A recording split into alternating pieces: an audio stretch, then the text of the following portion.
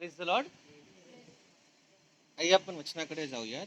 मत्तयकृत शुभवर्तमान याचा 15वा अध्याय 21 ते 28 ही वचने आपण वाचूयात. मत्तयकृत शुभवर्तमान याचा 15वा अध्याय 21 ते 28. नंतर येशू तेथून निघून सोर व सिदोन ह्या भागात गेला आणि पहा, तेथे त्या भागातील एक कनानी बाई येऊन मोठ्याने म्हणू लागली, हे प्रभू, दाविदाचे पुत्र, माझ्यावर दया करा. माझी मुलगी भूताने फारच जर्जर केली आहे. तरी त्याने तिला एका शब्दानेही उत्तर दिले नाही. तेव्हा त्याच्या शिष्यांनी जवळ येऊन त्याला विनंती केली, तिला पाठवून द्या, कारण ती आमच्या मागून ओरडत येत आहे. त्याने उत्तर दिले, इस्रायलाच्या घराण्यातील हरवलेल्या मेंढरांखेरीज इतर कोणाकडेही मला पाठविलेले नाही. तेव्हा ती येऊन त्याच्या पाया पडून म्हणाली, प्रभूजी, मला सहाय्य करा. त्याने उत्तर दिले, मुलांची भाकर घेऊन ती घरच्या कुत्र्यांना घालणे हे ठीक नव्हे. तिने म्हटले, खरेच प्रभूजी, तरी घरची कुत्रीही आपल्या धनाच्या मेजावरून पडलेला चूर खातात. तेव्हा येशूने तिला उत्तर दिले, बाई, तुझा विश्वास मोठा, तुझी इच्छा सफळ हो. आणि त्याच घटकेस तिची मुलगी बरी झाली. है ना? आपण हे वचन भरपूर वेळा ऐकलं असेल. आपण ही जी स्टोरी आहे ती भरपूर वेळा वाचली पण असेल, है ना? त्याच्यामध्ये काय आपण बघतो, एक कनानी स्त्री आहे. म्हणजे कोण? एक परदेशी स्त्री आहे ना. ती इस्रायलाच्या घराण्यातली आहे का? नाही, है ना? ती येशू ख्रिस्ताच्या अब्राहमाच्या कुळातील आहे का? नाही. ती कुठली? कनानी स्त्री आहे. ती एक परदेशी आहे. म्हणजे ती ख्रिस्तापासून, परमेश्वरापासून एक लांब अशी व्यक्ती आहे. आणि ती काय करते? ती येऊन येशूकडे म्हणते की माझ्यावर काय कर, दया कर, मला सहाय्य कर, है ना? आणि त्यावेळेस येशू ख्रिस्त तिला काय म्हणतो की मुलांची भाकर घेऊन ती घरच्या कुत्र्यांना घालणे हे ठीक नव्हे. आणि ती काय उत्तर देते? खरेच प्रभूजी, तरी घरची कुत्री ही आपल्या धनाच्या मेजावरून पडलेला चूर खातात. हा, त्यावेळेस काय होतं, ती काय उत्तर देते की परमेश्वर, तू म्हणतो ते बरोबर आहे. म्हणजे मला भाकरी नको, मला फक्त काय पाहिजे? तो चुरा पाहिजे, है ना? आणि त्यावेळेस येशू तिला काय म्हणतो? तेव्हा येशूने तिला उत्तर दिले, बाई, तुझा विश्वास मोठा, तुझी इच्छा सफळ हो. आणि त्याच घटकेस तिची मुलगी काय झाली? बरी झाली. आता इथे आपण बघतो की आहे ना, खूप इम्पॉर्टंट गोष्ट आज आपण बघणार आहे. पहिली गोष्ट याच्यामध्ये आपण बघतो की आहे ना, येशू ज्यावेळेस कोणाच्या इच्छा, कोणाला मदत करतो, कोणावर दया करतो, त्यावेळेस तो काय करत नाही, तो हे नाही बघत की ते माझ्या घराण्यातली आहे की नाही. म्हणजे ती व्यक्ती विश्वासातली आहे की नाही. विश्वास केला पाहिजे, पण ती माझ्या रिलेशनशिप मध्ये आहे की नाहीये, है ना? ही जी कनानी स्त्री होती ती काय होती? परमेश्वराच्या करारापासून वेगळी होती. तरी तिच्यावर काय झाली? दया झाली. पण आपण एक गोष्ट इथे लक्षात दिली पाहिजे की असं लिहिलंय की खरेच गुरुजी, तरी घरची कुत्रीही आपल्या धनाच्या मेजावरून पडलेला चूर खातात. म्हणजे तुमच्यावर दया झालीये, त्या व्यक्तीवर दया झाली, पण ती व्यक्ती कशासाठी आली होती? फक्त चुरा खाण्यासाठी, है ना? ती परमेश्वराची भाकर खायसाठी आली होती का? नाही. म्हणजे तिला परमेश्वराकडे राज्यात यायचं नाहीये, फक्त काय करायची? आपली गरज पूर्ण करायची, है ना? गरज पूर्ण करायची. तर ज्यावेळेस आपण हे वचन वाचतो त्यावेळेस आपण नेहमी बघतो की आपण ह्या गोष्टीवर फोकस करतो की तुझा विश्वास मोठा, तुझी इच्छा काय हो? सफळ हो. म्हणजे परमेश्वर, आपण नेहमी त्या गोष्टीमध्ये ज्यावेळेस आपण या वचनाच्या द्वारे ऐकतो त्यावेळेस आपण फोकस करतो की त्या बाईचा विश्वास किती आहे. पण आज आपण एका दुसऱ्या गोष्टीकडे फोकस करणार आहे की त्या बाईचा विश्वास कशावर आहे? तिचा विश्वास फक्त आरोग्यासाठी आहे, तिचा विश्वास फक्त चमत्कार करण्यासाठी आहे, तिचा विश्वास ह्याच्यासाठी नाहीये की मला अनंत काळचं जीवन पाहिजे, है ना? तिला परमेश्वराच्या घरामध्ये यायचं नाहीये. बाहेरच्या बाहेर तिला काय पाहिजे? चमत्कार पाहिजे, आरोग्य पाहिजे, म्हणजे गरज पूर्ण झाली पाहिजे. तर आज ज्यावेळेस आपण हा इन्सिडेंट बद्दल बघतो, या स्टोरी मध्ये ज्यावेळेस आपण बघतो, त्या आपल्याला एक महत्वाची गोष्ट लक्षात आली पाहिजे की आपण परमेश्वराच्या घरामध्ये येऊन त्याची मुलं म्हणून भाकरी खातोय का आपल्याला बाहेरचा फक्त चुरा पाहिजे? हे आपल्यासाठी आज महत्वाची गोष्ट आहे. ज्यावेळेस आपण परमेश्वराच्या मंदिरात येतो, ज्यावेळेस आपण परमेश्वराकडे येतो, त्यावेळेस आपली वृत्ती काय असते? परमेश्वर, तू मला हे दे, ते दे, ते दे, की परमेश्वर, मला तुझा लेकरू बनायचंय, है ना? कारण की भाकर कोणासाठी आहे? लेकरांसाठी. काय लिहिलंय? मुलांची भाकर घेऊन ती घरच्या कुत्र्यांना घालणे हे ठीक नाही. भाकर मुलांसाठी आहे, चुरा बाहेरच्यांसाठी आहे. तर आता आपल्याला लक्ष द्यायचंय की आपण भाकर परमेश्वराकडे ज्यावेळेस आपण परमेश्वराकडे येतो त्यावेळेस आपल्याला भाकरीची गरज आहे. त्यावेळेस आपल्याला भाकर पाहिजे, तर आपल्याला काय व्हायला पाहिजे? त्याचं परमेश्वराचं लेकरू होणं गरजेचं आहे. त्याच्या घरामध्ये येऊन तो काय करतो? तो आपल्याला रक्ताने त्यांनी काय केलंय? मोल देऊन विकत घेतले. पण आपली गरज आहे की आपण त्याच्याजवळ येऊन आपल्या पापांची क्षमा मागून परमेश्वराच्या राज्यामध्ये त्याचे पुत्र पुत्री, त्याचे मुला मुली होणं गरजेचं आहे. नाहीतर काय होईल? या कणानी स्त्री सारखं काय होईल? आपल्या जीवनात चमत्कार होतील, आपल्या जीवनामध्ये परमेश्वर गरजा भागवेल, पण शेवटच्या दिवशी काय? अनंत काळच्या जीवनापासून आपण रहित होऊ, है ना? परमेश्वर काय म्हणतो? योहानकृत शुभवर्तमान याच्या 6व्या अध्यायामध्ये असं लिहिलेलं आहे की येशू त्यांना म्हणाला, मीच जीवनाची भाकर आहे. जो माझ्याकडे येतो त्याला कधीही भूक लागणार नाही, आणि जो माझ्यावर विश्वास ठेवतो त्याला कधीही तहान लागणार नाही, है ना? येशू ख्रिस्त काय म्हणतो? मीच जीवनाची भाकर आहे.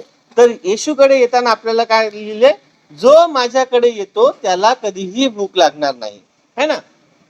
तर आपल्याला परमेश्वराकडे येणं गरजेचं आहे. हा, तर पहिली गोष्ट आपण बघितली की आपल्याला ज्यावेळेस आपण परमेश्वराकडे येतो त्यावेळेस आपल्याला एक गोष्टीची लक्षात आहे की आपली वृत्ती काय? आपल्याला परमेश्वराकडून फक्त काहीतरी चमत्कार किंवा काहीतरी दान किंवा काहीतरी गरज पूर्ण करून घ्यायची आहे, का आपल्याला परमेश्वरासोबत रिलेशन बनवायचंय? आपली गरज पूर्ण करणारा परमेश्वर आहे, पण परमेश्वराकडेच फक्त गरजेसाठी यायचं की परमेश्वराकडे एका रिलेशनशिप साठी यायचं? ते आपल्या जीवनामध्ये महत्वाचं आहे. कारण की गरजा परमेश्वर सगळ्यांच्या पूर्ण करतो. परमेश्वर ज्यावेळेस सूर्य उगवतो त्यावेळेस हे बोलत नाही की फक्त विश्वासांसाठी आहे, अविश्वासी लोकांसाठी सूर्य नाही. ज्यावेळेस पाऊस पडतो तो पाऊस सगळ्यांवर पडतो, है ना? ज्यावेळेस ज्यावेळेस शेतामध्ये बीज पेरलं जातं, ते उगवतं, ते सगळ्यांना परमेश्वर खायला देतो. असं नाही म्हणत की हे फक्त विश्वासणाऱ्यांसाठी, अविश्वासासाठी. पण ज्यावेळेस परमेश्वराकडे आपण येतो त्यावेळेस काय होतं? आपलं जर रिलेशनशिप नसेल तर आपल्याला अनंतकाळचं जीवन मिळणार नाही. म्हणून आपण ज्यावेळेस परमेश्वराकडे येतो त्यावेळेस परमेश्वराकडे आपल्याला आपली वृत्ती अशी असली पाहिजे की आपण परमेश्वराकडे येतो ते त्याच्यासोबत एक रिलेशनशिप बनवायला आलं पाहिजे, है ना? त्याच योहानकृत शुभवर्तमानाच्या 6व्या अध्यायामध्ये असं लिहिलंय की 25व्या वर्षापासून असं लिहिलंय, तेव्हा तो त्यांना समुद्रापलीकडे भेटल्यावर ते त्याला म्हणाले, गुरुजी येथे कधी आला? येशूने त्यांना उत्तर दिले, मी तुम्हाला खचित खचित सांगतो, तुम्ही चिन्हे पाहिली म्हणून नव्हे, तर भाकरी खाऊन तृप्त झाला म्हणून माझा शोध करता. नाशवंत अन्नासाठी श्रम करू नका, तर पिता जो देव याने ज्याच्यावर शिक्का मारला आहे त्या मनुष्याचा पुत्र तुम्हाला सार्वकालिक जीवनासाठी टिकणारे अन्न देईल, त्यासाठी श्रम करा, है ना? नाशवंत भाकरीसाठी श्रम करू नका. आपण यावेळेस या उपास प्रार्थनेच्या दिवसांमध्ये भरपूर वेळा ऐकलं, राईट? मत्तेच्या 6व्या अध्यायामध्ये, लुक शुभवर्तमानामध्ये 10-11 अध्यायामध्ये असं लिहिलंय ना की चिंता करू नका, तुम्ही काय खाणार, काय पिणार, काय घालणार, त्याची काय करू नका, चिंता करू नका. इथे पण परमेश्वर म्हणताय की नाशवान अन्नासाठी श्रम करू नका, तर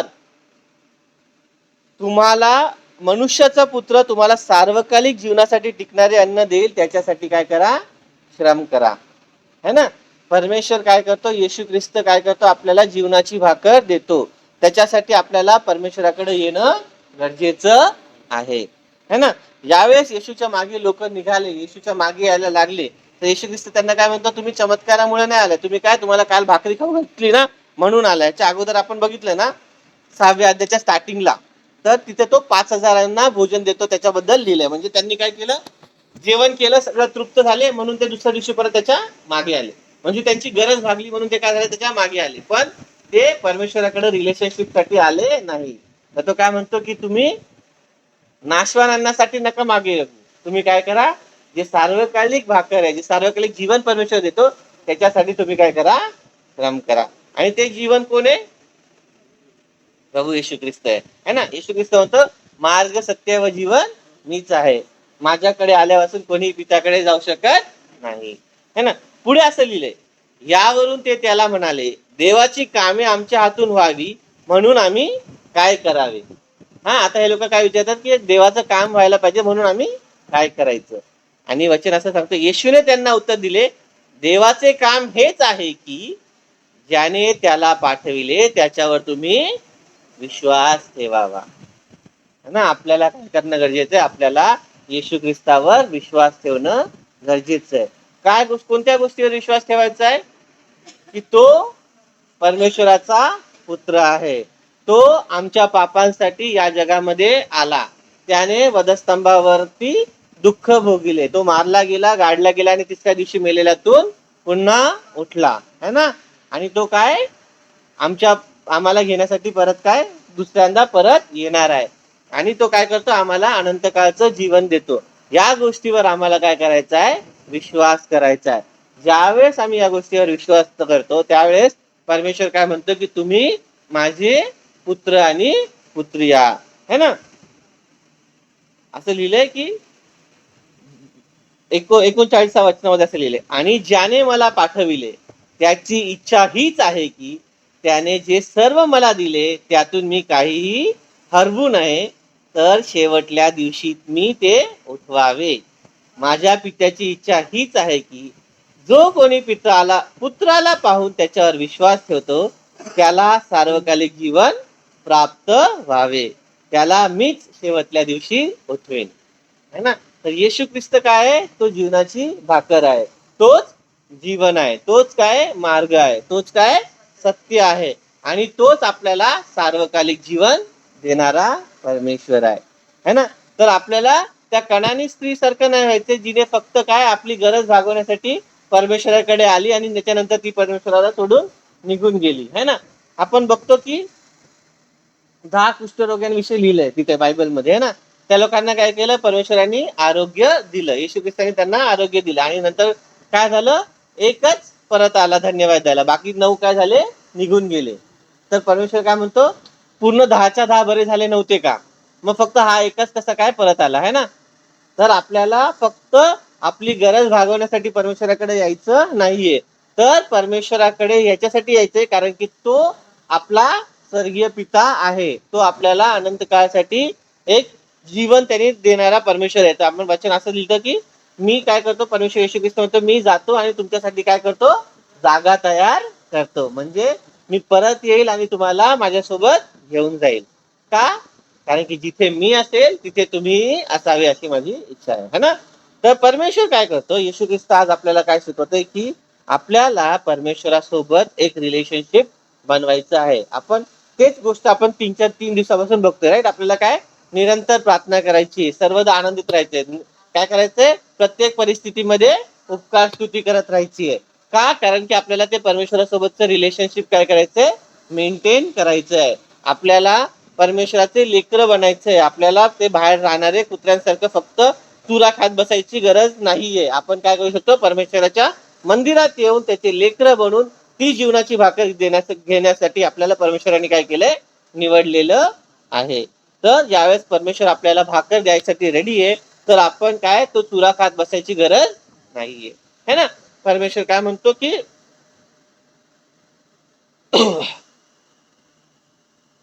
येशू त्यांना म्हणाला, मीच जीवनाची भाकर आहे, जो माझ्याकडे येतो त्याला कधीही भूक लागणार नाही, आणि जो माझ्यावर विश्वास ठेवतो त्याला कधीही तहान लागणार नाही. परंतु तुम्ही मला पाहिले असताही विश्वास ठेवीत नाही असे मी तुम्हाला सांगितले. काय झालं? ते लोक काय करत होते? त्यांनी येशूला बघितलं तरी पण ते काय करायला लागले? विश्वास ठेवत नव्हते. तर आज आपण ज्यावेळेस परमेश्वराचं वचन ऐकतो, आपल्याला गरजेचं आहे की आपण काय केलं पाहिजे? त्याच्यावर विश्वास ठेवला पाहिजे, है ना. आपण योहान शुभवर्तमान ह्याच्या 4थ्या अध्यायामध्ये पण बघतो ना, येशू आणि शमरोनी स्त्री बद्दल बघतो, है ना. तो काय म्हणतो? मी तुला असं पाणी देईल की त्याच्याने तुला कधी तहान लागणार नाही.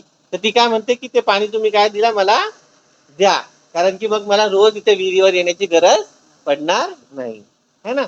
परमेश्वर काय आहे? ते जिवंत पाणी आपल्याला द्यायसाठी रेडी आहे. ती जिवंत भाकर यासाठी रेडी आहे. पण आपण रेडी आहोत का? आपण परमेश्वराकडून ती भाकर आणि ते पाणी प्यायला रेडी आहोत का? हे आपल्याला आज आपलं आत्म्याचं परीक्षण करायचं आहे. आपल्याला ही गोष्ट लक्षात ठेवायची आहे की परमेश्वर दया करणारा परमेश्वर आहे. परमेश्वर काय करतो? आपल्यावरती आपल्याला सार्वकालिक जीवन देण्यासाठी त्याने एक तारणाचं जे काम आहे ते पूर्ण केलेलं आहे. आता आपली गरज, आता आपली काय काम आहे की आपण परमेश्वराकडे येणं गरजेचं आहे. आपण परमेश्वराकडे येऊन पश्चाताप केला पाहिजे आणि परमेश्वराकडे येऊन आपलं जीवनाचं त्याच्या हातामध्ये सरेंडर केलं पाहिजे. म्हणजे काय होईल? तो आपल्याला त्याचा पुत्र आणि पुत्री बनवेल. म्हणजे आपण त्याच्या मेजावर बसून काय करू शकू? त्याची भाकर खाऊ शकू. है ना? काय लिहिलं असं? स्तोत्र 23व्या स्तोत्रामध्ये काय लिहिलंय? 23व्या स्तोत्रामध्ये आखरी वचन काय असतं?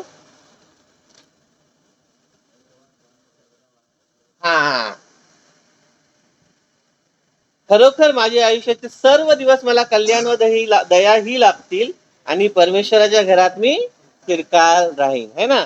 तर जर परमेश्वराच्या घरात आपल्याला चिरकाल राहायचंय तर आपल्याला परमेश्वराजवळ येणं गरजेचं आहे.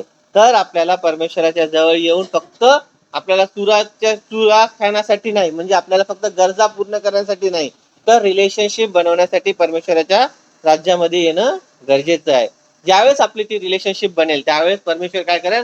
आपल्या जीवनाला आशीर्वादित करेल आणि आपल्या जीवनाद्वारे दुसऱ्या लोकांना पण परमेश्वर काय करतो? आशीर्वादित करेल. तर जर आपल्याला परमेश्वराच्या द्वारे आशीर्वाद पाहिजे आणि जर आपल्याला पाहिजे की परमेश्वरांनी आपला उपयोग केला पाहिजे त्याच्या सुवार्थेसाठी आणि त्याच्या नावाची घोषणा दुसऱ्या लोकांना करायसाठी जर परमेश्वरांनी आपला यूज केला पाहिजे तर परमेश्वराकडे येणं आपल्याला गरजेचं आहे. आपल्याला त्याचे मुलं होणं गरजेचं आहे. बायबलमध्ये असं लिहिलं की त्याने काय केलं? आपल्याला मोल देऊन दत्तक घेतलेलं आहे.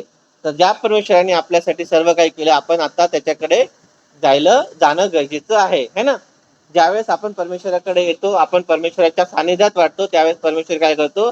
आपला उपयोग त्याच्या राज्यासाठी करून घेतो. परमेश्वर या वचनाच्या द्वारे सर्वांना आशीर्वाद